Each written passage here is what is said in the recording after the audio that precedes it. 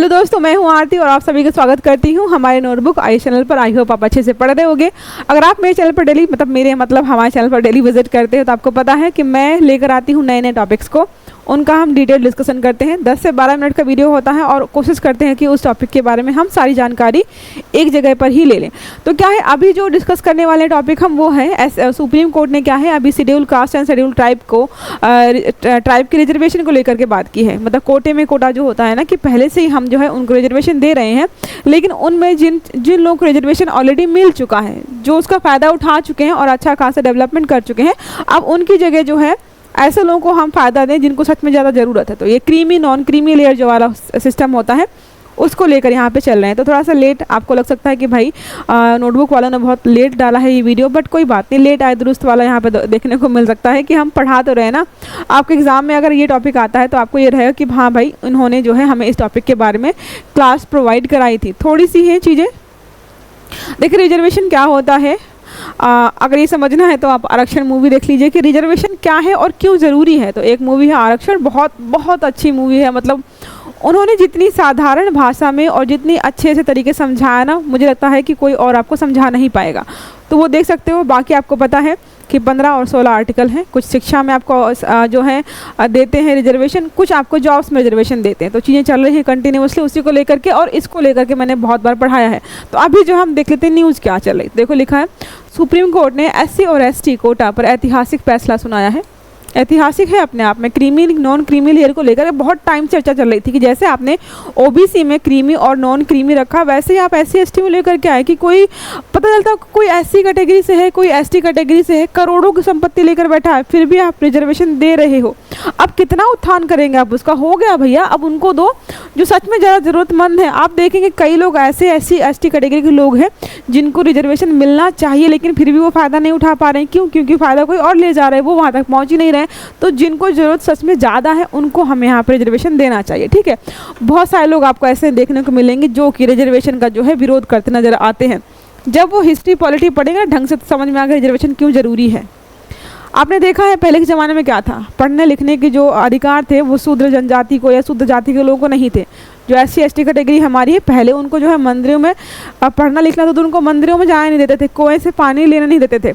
और ये चीज़ जो है सैकड़ों सालों तक चली है। जब सैकड़ों सालों तक आपने उनको जो है समाज से बाहर रखा है तो उनका विकास हो नहीं पाया। तो आज जब सरकार अगर जो है 100 साल से 50 साल से उनको रिजर्वेशन दे करके आगे जो है मेन स्ट्रीम में लाना चाहती है, तो कुछ लोग उसका विरोध करते हैं कि उनको तो रिजर्वेशन मिल रहा है, कि भाई मिल रहा है। जब उनको समाज से बाहर किया गया था तब तो लोगों ने उनके अधिकारों की बात की नहीं। तो आज जब उनको उनके अधिकार मिल रहे हैं तो आपको उसका विरोध भी नहीं करना चाहिए। ठीक है, तो ये है सारा रिजर्वेशन का मामला। देखो, लिखा है सुप्रीम कोर्ट ने फैसला सुनाया है कि राज्य अब अनुसूचित जाति SC और अनुसूचित जनजाति ST, मतलब ठीक है, schedule caste and schedule tribe को उपवर्गीकृत कर सकते। उपवर्गीकृत मतलब होता है कैटेगराइजेशन। जैसे आपका OBC में क्रीमी लेयर और नॉन क्रीमी लेयर है, वैसे ही बात की जा रही है, ताकि इन समूहों के भीतर कोटा दिया जा सके। मतलब कोटे के अंदर कोटा। SC और ST को हम कोटा ऑलरेडी दे रहे हैं, लेकिन इस कोटे के अंदर भी हम देखेंगे यहाँ पे क्रीमी और नॉन क्रीमी देके उनको भी वहाँ पर रिजर्वेशन देंगे। फिर कहा जिसका उद्देश्य जो है वंचित उप समूहों को बेहतर सहायता प्रदान करना है। क्या मतलब इसका मतलब ये है कि जो सच में इसके हकदार हैं, वो वंचित रह गए हैं, उनको हमें यहाँ पे मदद देनी है। ठीक है, मुख्य न्यायाधीश DY चंद्रचूड़ की अगुवाई वाली 7 जजों की बेंच ने यहाँ पे जो है स्टेटमेंट 7 जजों की बेंच बैठी थी यहाँ पे। इसके पहले जो है एक 2004 में या 6 में डिसीजन आया हुआ था। 2004 में डिसीजन आया था। 5 जजों की बेंच बैठी थी, उसमें जो है शेड्यूल कास्ट में जो है कैटेगराइजेशन को मना कर दिया गया था कि भाई ऐसा कुछ नहीं हो सकता है। तो उसको जो है पलटने के लिए आपको तो पता होगा कि अगर कोई जजमेंट 5 जज वाला है, तो अगर आपको उसको जो है चैलेंज करना है, उसको जो हटा करके नया जजमेंट लेके आए, तो उससे ज़्यादा जज होने चाहिए। तो यहाँ पर जो है 7 जजेस की बेंच बैठी थी, जिसमें कि एक 6 वर्सेस 1 का जो डिसीजन आया है। 6 ने पक्ष में बोला है और 1 जो है विपक्ष में बोला है। वो क्यों बोला है वो भी हम यहाँ पे देख लेंगे कि एक जज जो है वो विपक्ष में क्यों जा रहे हैं। ठीक है, तो देखो यहाँ पे है कैटेगरी का जो है, ये देखो आपको याद रखना है। हम ना हर जगह ये पढ़ते हैं कि भाई SC को जो है 7.5 है, ST को 15 है, OBC को 27 है, EWS को जो है 10% अभी दिया गया है हाल ही में। टोटल जो है 59.50 50% दिया जाता है, बट जो है आप जो है 50% से ज़्यादा एक्सीड नहीं कर सकते हो। आज यहाँ पे अगर बात करें क्रीमी लेयर और नॉन क्रीमी लेयर, जो अभी बहुत चर्चा में था, पूजा खेड़कर का जो विवाद हुआ, तो वहाँ से पता चला था कि भाई जो है ओबीसी कैटेगरी का अगर आप जो है सर्टिफिकेट यूज़ करें तो आपकी सालाना इनकम जो है 8 लाख से कम होनी चाहिए। लेकिन क्या था, पूजा खेड़कर ने ओबीसी वाला सर्टिफिकेट लगाया था, जबकि उनकी इनकम जो है करोड़ों में दिखाई जा रही है। तो ये आपको समझ में आ गया क्रीमी और नॉन क्रीमी क्या होता है। और जो यहाँ पे SC/ST के क्रीमी और नॉन क्रीमी है, उनकी आय का कुछ जो भी मापदंड होने वाला है वो अलग से देखा जाएगा, अभी तक डिसाइड नहीं किया गया। ठीक है, अब यहाँ पे देख लेते हैं कौन कौन से जजेस यहाँ पे जो डिसीजन दिया गया है वो शामिल हैं।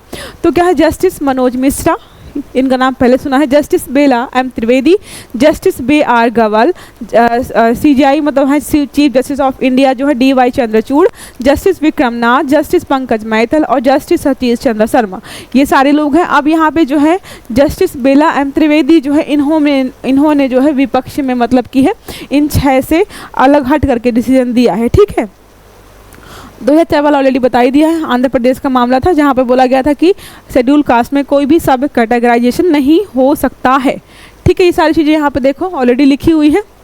अब अगर बात करें हम कि जो जस्टिस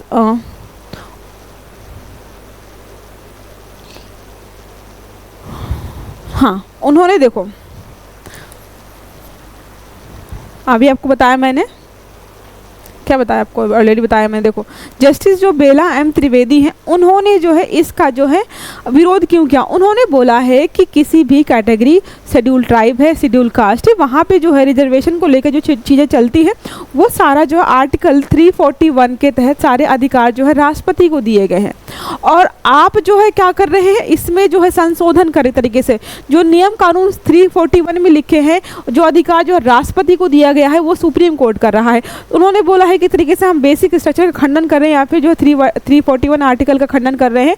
तो इसलिए जो इन्होंने विपक्ष में जो है एक तरीके से अपना डिसीजन दिया है। बाकी और कोई रीज़न नहीं है कि इनको जो है जो ये डिसीजन दिया जा रहा है इससे प्रॉब्लम है। उन्होंने बोला है कि जो भी चीज़ें हैं सही है, लेकिन जो ये तरीका है कि सुप्रीम कोर्ट जो है ये जजमेंट दे रहा है वो अपने आप में गलत है। एक तरीके से ये सारे अधिकार किसके हैं, ये सारे अधिकार जो हमारे राष्ट्रपति जी के हैं। ठीक है, ये देखो सारी चीज़ें ऑलरेडी लिखी हुई है, ये सारा यहीं पे ये जो लिखा हुआ सारा यही बताया जा रहा है कि बहुत टाइम से जो चर्चा में चल रही चीज़ है कि जो सच में पिछड़े हैं उनको रिजर्वेशन देना चाहिए, हमें देना पड़ेगा, क्योंकि schedule tribes and schedule caste में बहुत सारे ऐसे लोग हैं जो कि अभी मेन स्ट्रीम में या मुख्य धारा से जुड़ने में असफल हैं, क्योंकि हम उनको रिजर्वेशन दे नहीं पा रहे हैं। एक परिवार था जिसको रिजर्वेशन मिला, उसके फैमिली से कोई अधिकारी बना, फिर उसी की फैमिली से अधिकारी बन रहे हैं। उस गांव में 10 परिवार 50 परिवार ऐसे हैं जो कि बहुत पिछड़े हुए हैं और उनको उस चीज़ का फ़ायदा मिल नहीं रहा, क्योंकि रिजर्वेशन तब आप लेंगे शिक्षा में जब आप उच्च शिक्षा तक जाएंगे, फिर उच्च शिक्षा में जाएंगे तो रिजर्वेशन लेकर के फिर आप जॉब के लिए रिजर्वेशन लेंगे।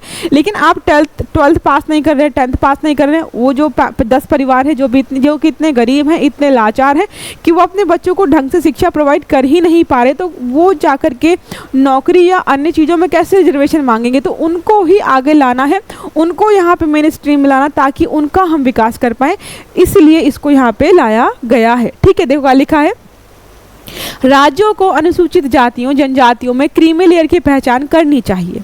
7 न्यायाधीशों की पीठ का हिस्सा न्यायमूर्ति गवई ने आज कहा कि अनुसूचित जातियों जनजातियों के भीतर ऐसी श्रेणियां हैं जिन्हें सदियों से उत्पीड़न का सामना करना पड़ा, और उन्होंने कहा कि राज्य को जातियों जनजातियों के बीच क्रीमी लेयर की पहचान करने के लिए एक नीति विकसित करनी चाहिए। तो यहाँ पे बोला जा रहा है, देखो अब सुप्रीम कोर्ट ने डिसीजन दे दिया है, लेकिन कौन सी जाति क्रीमी लेयर में आएगी, कौन सी जाति नॉन क्रीमी लेयर में आएगी, ये काम किसका है। उन्होंने बोला कि राज्य का काम है, इनको जो है सर्वे कराना चाहिए और सेंसस जारी करना चाहिए कि इतनी जातियां जो है क्रीमी लेयर में आएंगी और इतनी जातियां जो है नॉन क्रीमी लेयर में आएंगी। फिर क्या लिखा है, शीर्ष अदालत ने कहा है कि अनुसूचित जातियों और अनुसूचित जनजातियों के सदस्य अक्सर उनके द्वारा सामना किए जाने वाले प्रणालीगत भेदभाव के कारण सीढ़ी चढ़ने में असमर्थ होते हैं। मतलब बताया आपको ऑलरेडी कि एक ही परिवार है वही फ़ायदा उठा रहे हैं, बाकियों को मौका ही नहीं मिल रहा है। तो ये चीज़ें बहुत टाइम से ऑलरेडी चल रही थी, आपको ऑलरेडी बता ही दिया है मैंने। ठीक है, कि इसमें 341 का उल्लंघन बताया है उन्होंने। और जो है देखो पहले मना क्यों किया गया था, पहले 2004 में मना कर दिया गया था कि भाई नहीं हम ये जो है कैटेगराइजेशन नहीं देना चाहते, वहाँ पे तर्क दिया गया था चिन्नैया मामले में दिए गए फैसले में कहा गया था कि अनुसूचित जातियों का कोई भी उपवर्गीकरण संविधान के अनुच्छेद 14 जो समानता का अधिकार देता है का उल्लंघन करता है। उसको पहले बोला गया था कि जो है SC ST सब बराबर हैं, आप उसमें कैटेगरी अगर अलग अलग कर दोगे तो वो भेदभाव हो जाएगा कि SC ST तो हम भी है लेकिन हमें जो है इतना फ़ायदा नहीं मिल रहा जितना उस व्यक्ति को मिल रहा है सेम कैटेगरी का होने के बावजूद भी, तो वहाँ पे जो है भेदभाव हो जाएगा, ऐसा तक दिया गया था। और यहाँ पे जो है उसका उल्लंघन या फिर मना कर दिया गया था। ठीक है, ये समझ में आ गया आपको। ये देखो सारी चीज़ें हैं, अलग अलग बहुत सारी चीज़ें चलती रही हैं अभी तक। असहमति हुई है, कई बार सहमति हुई है। अपने आप में ऐतिहासिक क्यों बोला जा रहा है? क्योंकि ये जो है बहुत टाइम से चल रहा था और फाइनल जो है अब यहाँ पे हमें यहाँ पे देखने को चीज़ें मिल रही हैं। ठीक है, ये आपको बताई दी ऑलरेडी मैंने कि क्यों उन्होंने मना किया है या क्यों विपक्ष में दिया है। अब यहाँ पे कुछ ही देखते हैं हम क्या है आरक्षण के बारे में संविधान में क्या लिखा है। ये मोस्ट इंपॉर्टेंट पॉइंट्स है, ये सारे जितने बताने वाली हूँ ना ये बहुत ज़्यादा इंपॉर्टेंट है, ध्यान से सुनना। तो अगर बात करें कि संविधान में जो आरक्षण के बारे में क्या लिखा गया है, तो लिखा है संविधान के अनुच्छेद 341 और अनुच्छेद 342 के तहत किसी समुदाय विशेष को अनुसूचित जाति या फिर अनुसूचित जनजाति घोषित करना संसद में निहित शक्ति है। आरक्षण और योग्यता के बीच संतुलन रखना, समुदायों को आरक्षण देते समय प्रशासन की दक्षता को ध्यान में रखना भी आवश्यक है। इसका मतलब ये है कि भाई आप जब आरक्षण दे रहे हो ना, अगर आप किसी को जॉब में, तो ऐसा ना हो कि किसी ऐसे व्यक्ति को लेकर के शासन की सत्ता संभालने को दे दो जो उस लायक भी ना हो। तो आपको जो है दक्षता का भी ध्यान में रखना है कि वहाँ पे जो है क्वालिटी के साथ कोई कॉम्प्रोमाइज़ ना हो पाए। नेक्स्ट क्या लिखा है, भारतीय संविधान में आरक्षण कब तक दिया गया था? स्टार्टिंग में था कि 10 साल तक देंगे, लेकिन जो है कंटिन्यूसली बढ़ाया जा रहा है और अभी क्या बोला गया 2030 तक बढ़ाने का निर्णय इसको लिया गया है। ठीक है, संविधान में सीटों के आरक्षण का प्रावधान क्यों किया गया है? संविधान में सीटों के आरक्षण का प्रावधान आखिर क्यों गया है? तो लिखा है पिछड़े वर्ग के लिए प्रगति का समान अवसर प्रदान करने हेतु। आपको ऑलरेडी बताया मैंने, यहाँ पे क्या है, एक गाँव था, यहाँ पे मान लीजिए 3 परिवार ऐसे हैं जिनको सारी चीज़ों की अनुमति है, शिक्षा भी ग्रहण कर रहे हैं, अच्छे से बिजनेस भी चल रहा है उनका, मंदिर जा रहे हैं, कुएं से पानी भी निकाले। पहले के टाइम में इतना बहुत होता था। ठीक है, यहाँ पे 5 घर ऐसे हैं जिनको माना जाता है, बाकी नॉर्मल हैं सारे। ठीक है, बिजनेस वगैरह कर रहे हैं, दुकान वगैरह खोले, उनका कोई भेदभाव नहीं हो रहा है। यहाँ पे 5 घर ऐसे हैं, ठीक है, 5 परिवार ऐसे हैं जिसको जो है यहाँ मतलब नॉर्मल समाज की चीज़ों का भी एक्सेस नहीं है कि वो जाके कुएं से पानी भर ले, मंदिर चले जाए, स्कूल चले जाए। इन चीज़ों का एक्सेस उनको नहीं मिला। ये चीज़ 1 दिन 2 दिन नहीं, लगभग 100 साल तक होती रही। तो इसका मतलब है कि वो परिवार जो है 5 घर से कल को 50 घर हो गए, 500 घर हो गए, लेकिन फिर भी उनको वो चीज़ों का एक्सेस नहीं मिला, जिसकी वजह से वो धीरे धीरे पिछड़ते गए और वो बस छोटे मोटे काम करते रह गए। उनको शिक्षा नहीं मिली और रोज़गार भी नहीं मिला। तो उनको हम यहाँ पे क्या कर रहे हैं, आगे लाने के लिए चीज़ों को चला रहे हैं। अगर बात करें कि आरक्षण किसकी देन है, किसके दिमाग में आया था कि हमें जो है रिजर्वेशन देना चाहिए, तो क्या लिखा है 1942 में BR अम्बेडकर ने अनुसूचित जातियों की उन्नति के समर्थन के लिए अखिल भारतीय दलित वर्ग महासंघ की स्थापना की थी। उन्होंने सरकारी सेवाओं और शिक्षा के क्षेत्र में अनुसूचित जातियों के लिए आरक्षण की मांग भी की थी। 1946 में कैबिनेट मिशन अन्य कई सिफारिशों के साथ अनुपातिक प्रतिनिधित्व प्रस्तावित किया गया था। ठीक है, ये तो चीज़ें यहाँ से आपको अगर पूछे कि भारत का कौन सा ऐसा व्यक्ति है जिसने जो आरक्षण को लेकर के आया था, तो आपको याद रखना है BR अम्बेडकर। ठीक है, और इसी आरक्षण को लेकर के या दलितों को लेकर के महात्मा गांधी जी और BR अम्बेडकर के बीच में कई बार जो है चीज़ें अच्छी भी नहीं है, खराब भी हुई है। ठीक है, SC ST आरक्षण कब लागू हुआ है, कब आया था ये? तो 1995 में 77वां संविधान संशोधन किया गया था। तब यहाँ पे जो है यहाँ पे देखो लिखा है पदोन्नति, मतलब जो जॉब्स में है आर्टिकल 16(4)A जोड़ा गया था, वहाँ पे आरक्षण मिलता है। फिर है 50वें संविधान संशोधन द्वारा यहाँ पे वरिष्ठता को भी शामिल किया गया था। ठीक है, अलग अलग यहाँ पे चीज़ें ऐड की गई हैं। फिर क्या लिखा है, आरक्षण अच्छा है या बुरा है? ये देखो, ये बहुत सब्जेक्टिव चीज़ है, किसी को अच्छा लग सकता है, किसी को बुरा लग सकता है। तो ये सब्जेक्टिव चीज़ है, आप अपने हिसाब से इसको मैनेज कर सकते हैं कि भाई अच्छा है कि बुरा है। भारत में आरक्षण कौन लाया? आरक्षण कौन लाया? तो 1942 में हमने BR अम्बेडकर पढ़ा है, जनक माने जाते हैं, लेकिन इसके पहले का चर्चा में था, बिल्कुल था। आरक्षण प्रणाली जैसा कि हम जानते हैं 1933 में ब्रिटिश प्रधानमंत्री रामसे मैकडॉनल्ड द्वारा सांप्रदायिक पुरस्कार के माध्यम से शुरू की गई थी। बातचीत के बाद गांधी और अम्बेडकर के बीच पूना पैक्ट, याद है आपको पूना पैक्ट हुआ था यहाँ पे, गांधी और महात्मा गांधी और जो बी आर अम्बेडकर के बीच जो विवाद हुआ था, वो पूना पैक्ट जब साझा हुआ था, वो यही था कि समुदाय को लेकर के वहाँ पे चीज़ें चल रही थी, जो कि महात्मा गांधी जी को लग रहा था कि ये जो है हमारे समाज को बांटने का काम किया जा रहा है। उनका था कि पहले हम आज़ाद हो जाए, उसके बाद हम देख लेंगे कौन सी जाति को, कौन सी कास्ट को कहाँ पे क्या करना है। ठीक है, आरक्षण कौन कौन सा देश में है, मतलब आरक्षण जो है क्या सिर्फ भारत में है या फिर कोई और कंट्री है जहाँ पे आरक्षण दिया जाता है? तो बिल्कुल कुछ कुछ कंट्रीज़ हैं। भारत के अलावा अमेरिका, चीन, जापान, ब्राज़ील जैसे देशों में भी आपको आरक्षण देखने को मिल जाएगा, अलग अलग जगहों पर यहाँ पे दिया जाता है। ठीक है, तो ये हमारा हो गया, सारा समझ में आ गया होगा। आरक्षण के बारे में, रिजर्वेशन के बारे में सारी चीज़ें हमने यहाँ पे अच्छे से कवर कर ली हैं। तो चलिए ठीक है, इस टॉपिक को हम यहीं पे ख़त्म करते हैं। आई होप आपको क्लास अच्छी लगी होगी। अगर क्लास अच्छी लगी है तो लाइक करिएगा, चैनल को सब्सक्राइब करिएगा और आने वाले सारे वीडियोस आपको टाइम से मिले इसके लिए बेल आइकन ज़रूर दबाइएगा।